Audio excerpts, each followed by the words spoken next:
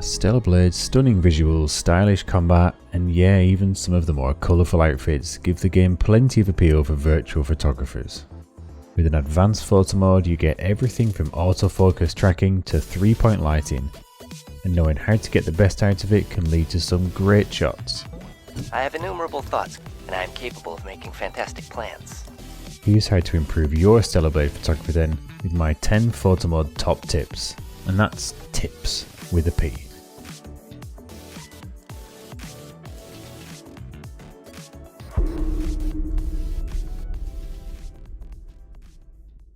There are technically two photo modes in Stellar Blade, and it's important to use the right one. A simpler selfie camera is unlocked by accepting the Photography Club mission from the bulletin board.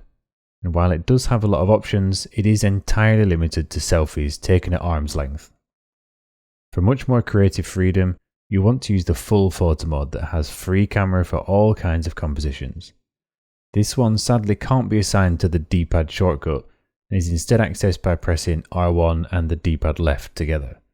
If that's a bit awkward during the action, there's also a way in via the pause menu, but be warned that this takes a whopping 12 button presses each time.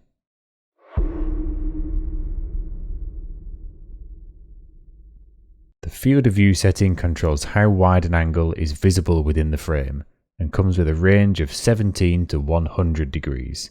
That's equivalent to something like a 15 to 120mm zoom lens. Larger values here widen the viewing angle and can help to shoot larger enemies, give a more dynamic look, or to catch wide shots that work well in a cinematic aspect ratio. Going the other way, narrow angles are useful to limit how much is visible and can remove distractions for a cleaner and more isolated view of the subject. For portraits, try a field of view of around 25 to 35 degrees to get more intimate results. Just be aware that the character can sometimes disappear when the camera gets close.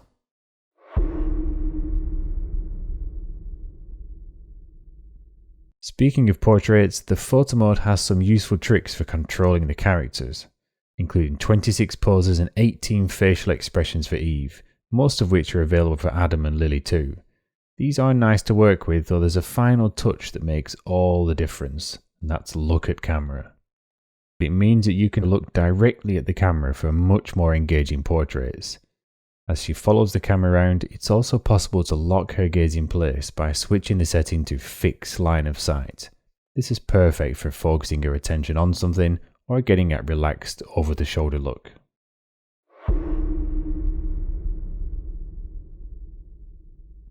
For any type of shot, it's important to get the camera focused sharply on your subject, and for Eve at least, there's a great autofocus option that will do most of the work for you. Toggle this on and you'll see a focus reticle appear as the camera detects Eve's face. This will stay locked onto her as the camera moves around, keeping focus automatically while you tweak the composition. To focus elsewhere, like on an enemy or another object, you'll need to do the job manually by setting the focus distance. Be sure to use the handy focus visualizer that highlights the focus plane as a bright yellow strip. And remember that you can fine-tune this using dolly focus by shifting the camera forwards or backwards slightly.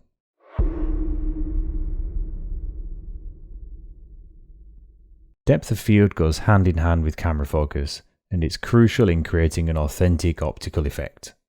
Use smaller aperture f-numbers to better isolate subjects from their surroundings with a shallower depth of field and defocus blur on both the foreground and the background. This instantly looks more photographic and can really help guide the viewer's eye to points of interest. Larger aperture f-numbers increase the field depth by bringing more of the scene into acceptable focus. This is useful when photographing expansive landscapes or when multiple subjects are at different distances from the camera. Try focusing between two subjects and increasing the depth of field to get them both in focus for the shot. Yes, artistic activities are truly amazing.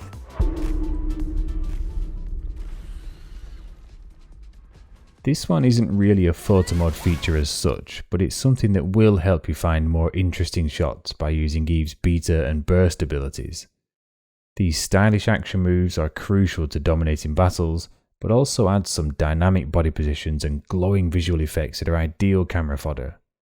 You do have to earn the energy to use them though, so it's worth getting to know them in advance. Unfortunately, the photo mod isn't available during the training mode, but there is at least unlimited energy there, so you can spot your favourite animation sequences.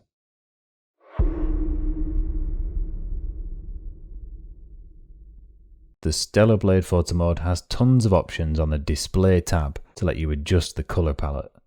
The simplest is obviously saturation, that boosts or reduces all of the colours, while hue dramatically shifts the colours for a highly stylised shot. I actually prefer to reduce the hue intensity and use this to tweak the colour balance. For example, shifting to a slight blue hue can be useful to control oranges and add cooler tones to the image. If you prefer preset options, then a bunch of colour filters can also be applied with variable intensity and can even include the option to exclude characters from the effect. This doesn't always work aesthetically speaking, but it's worth playing around with to find some creative styles.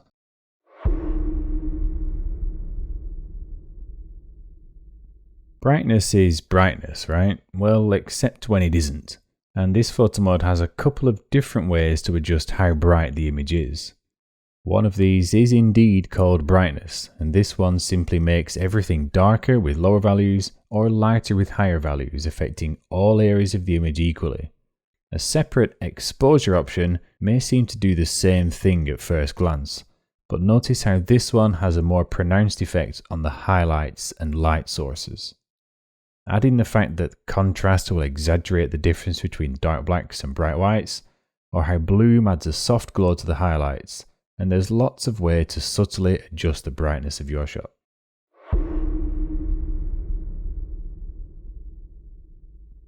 For more precise lighting control, the photo mode has 3 custom lights that can be freely placed in the scene. Each one is omnidirectional, meaning that it casts light in all directions, but can be set to only target the characters to avoid unwanted light falling on the surroundings. In any case, I recommend keeping the shadow casting on to avoid things looking unnatural. Similarly, if you decide to add colour to your lights, think about whether that makes sense in the scene.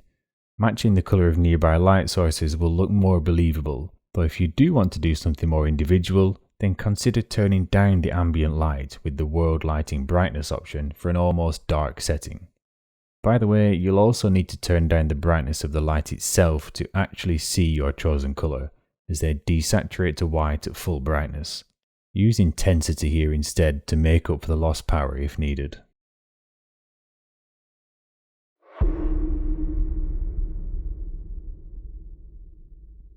My final tip is about owning your work.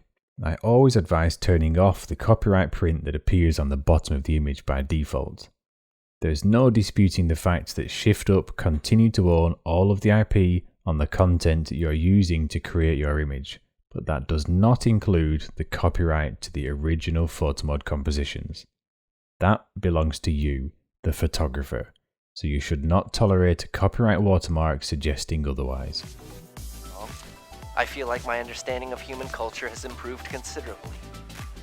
As always, thank you so much for watching, and please do subscribe to the channel for more content that might help improve your virtual photography.